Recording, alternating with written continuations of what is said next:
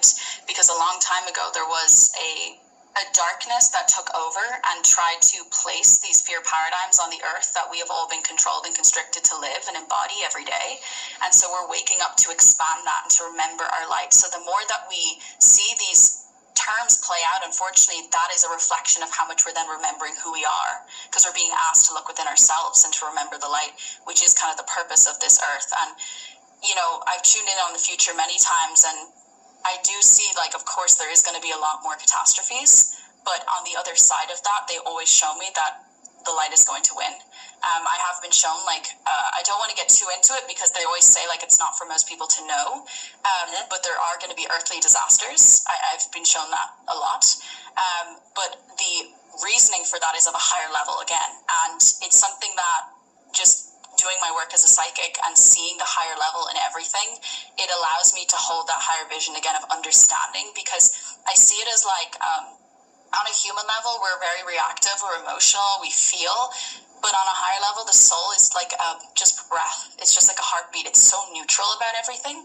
So when we can hold a higher perspective and understand that this is all happening for a higher reason, for people to remember of who we are and to take back our power, that's kind of the higher scheme of it.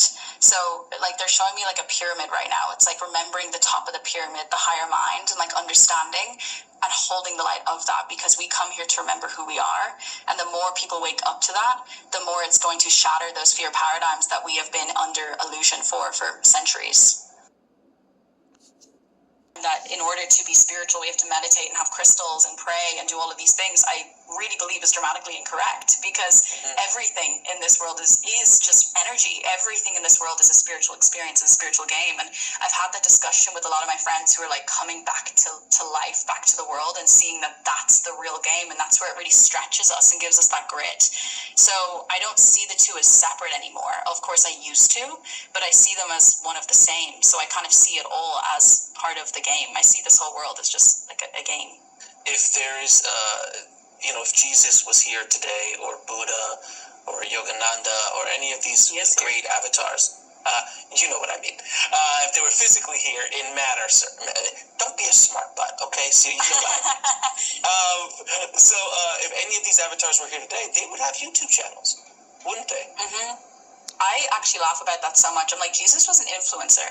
Like, Jesus was literally like, I was just saying that to my friend. I was like, the ultimate influencer. Ultimate influencer. I was like thinking this like a few months ago. I was like imagining him just like having millions of followers on Instagram, just like preaching and just like putting up the peace sign and being like, here with Mary Magdalene. Like, it's true. You know, they were all just influential. And I really believe that awareness of, you see, I think Jesus came here to reflect to us, to remember who we are.